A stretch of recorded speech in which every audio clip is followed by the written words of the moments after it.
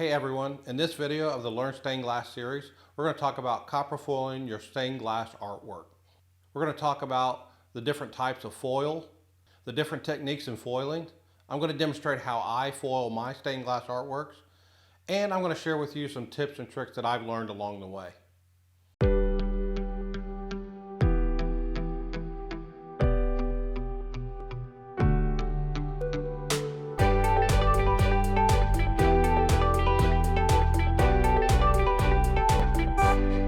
Ensure to subscribe and hit that notification bell. Welcome to SCOARTGLASS channel, where I show you how I create my stained glass artwork. And I hope to help you discover the beauty of stained glass, learn different tips, tricks, and techniques so you can create your own stained glass artwork. If you find the video helpful, ensure to like the video and leave a comment on what helped you the most, and leave a comment on what other content might help you in your stained glass artwork. If you're new to the channel, ensure to hit that subscribe button and the notification bell. And if you want to support the channel more, ensure to check out the Buy Me a Coffee link in the description below. Now, let's get started. There are three types of copper foil that you'll encounter in stained glass. As with this project, we're using the black backed copper foil. But you also will see a silver backed copper foil and your copper backed copper foil. Now, your project will kind of dictate what type of copper foil you'll use depending on your patina for the solder lines in your project.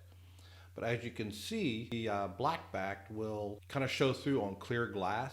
So if you're not going to patina your solder lines black, that black shadow will actually show through. Here's what the silver looks like with the copper foil through clear glass. And if your solder line is silver, it will actually disguise that and blend in very well. Here is how the copper backed foil looks like.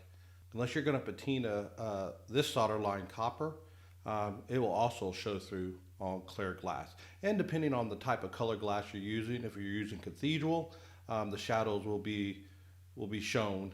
So after your solder lines are on, these were the three different copper foil that we used on this one piece of clear glass. On the far left is the copper backed, and you can actually kind of see a shadow or the copper foil through the clear glass. The center one is black backed, and you can kind of see a shadow right here. And then the other one is the silver backed, which with the silver solder actually disguises fairly well. So now we'll go to patina and kind of show you how the patina will help to disguise the copper foil depending on the patina that you use on your solder lines. As you can see now, when we applied the patina, you can see that the black backed copper foil and the copper backed copper foil pretty much disguised and blends in fairly well with the glass, even on clear glass. That's the reason you want to ensure that you choose the proper copper foil for your project.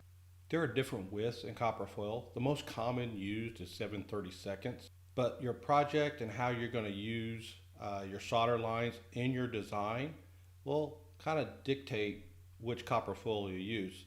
There are a lot of artists that actually mix the different sizes depending on the design and the look they're trying to achieve. As in this fisherman artwork, where the rod starts from glass and then turns into a solder line as part of the design to make up the full fishing rod. Now the different widths that are available start out at 3/16, then goes to 7/32, then you have a 1/4 inch, a 5/16, a 3/8 inch, and a 1/2 inch. So you can choose from the various sizes. And I'll put the conversion into metrics down below. If you have some thin glass and you don't have a 3/16, you can actually use a 7/32 and actually use a razor knife to trim down your copper foil to get the thinner bead line. It may be a little time consuming, but that is an option for you. For most of the standard stained glass, a 7/32 inch copper foil will work. For a little bit thicker glass or for heavily textured glass, some artists use a 1/4 inch. I personally actually use a ripple bit. This bit allows me to grind down the surface of the edges to get a good flat edge for my 7/32 copper foil to adhere to. I'll leave a link to that ripple bit in the description below. And there are various thicknesses for copper foil, range from 1 millimeter to 1.25 millimeters and up to 1.5 millimeters. And that's all dependent on the maker of the copper foil.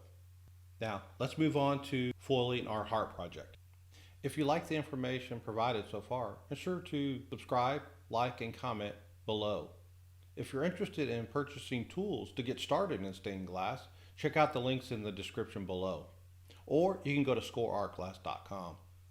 I am putting together a complete starter kit for those who are interested, and it will be cheaper than buying the tools individually. This will be coming soon. This is where we left off in the previous video. And sure to check out that video at the top of the screen. We are now going to copper foil our heart piece. A couple ways you can actually copper foil. You can copper foil by hand, or you can actually use a machine. In some of my previous videos, you have seen me use a copper foil machine. But I wanted to start off by just showing you how to copper foil by hand, or how I copper foil by hand. We are using the black backed copper foil 7/32, and the way I do it is I'll find my flat surface that is going to be on a bead side. I always make sure that I start and stop on the side that's going to have an actual solder line. So I'll go ahead and center it down onto the copper foil. This glass is just a little bit thicker than some of the normal glass that I get. This red is pretty thick, so the 7/32 will still work on it. It's just you got to be a little bit more careful on how you center it up. So I'll just keep kind of making sure that I am centered around, keeping the black side up so that way I can see. And then I always keep hold of the edges. I'll make sure that my start is down, and it allows me to align when I come back around to that, so I'm actually centered back onto that overlap. So then I just go around and I pinch all the way around, and then I get the corners, and I'll just kind of rub my hands or my fingers around this area here. Then I'll take my burnishing tool. I like to use the flat one like this. Some people do use the back side of their fit tool. For burnishing, you can also use the side of your Sharpie pen as well. So some people just use the Sharpie pen this way and get all around the sides, just like this.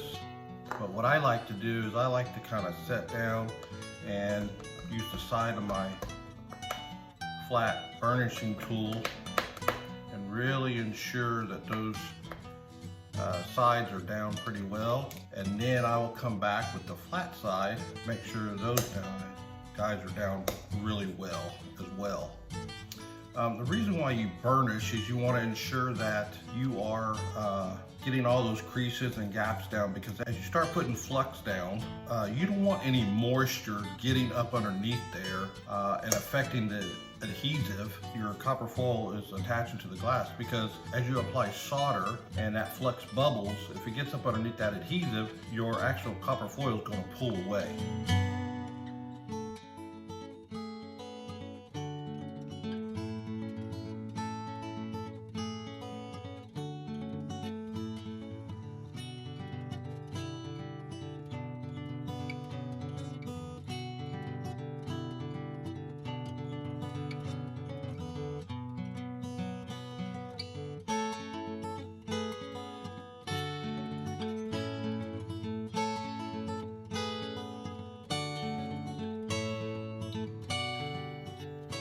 Another method for copper foiling is using a copper foil machine. You've seen in my previous videos that I've used this machine quite a bit. Still, same principle applies. I will start my copper foil on a side where there's a bead, but this allows the crimping of that foil in there for you and allows you just to go around fairly easy and actually centers the foil on there for you. So this has helped me out a lot, and it does speed up the process just a little bit. But you can't use it on small pieces. It's a little hard to use it on small pieces, but it does allow you great use for larger pieces. It does, if you have a lot of foiling to do, it does help in that process. and don't have to spend so much time hand foiling.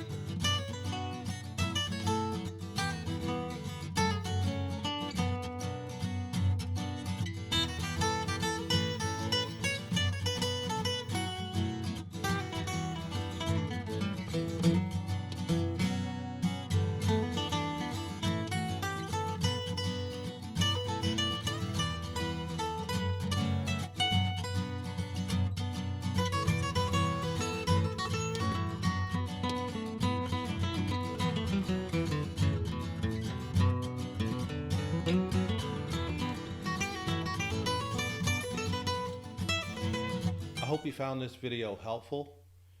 If you haven't already, ensure to subscribe and hit that notification bell.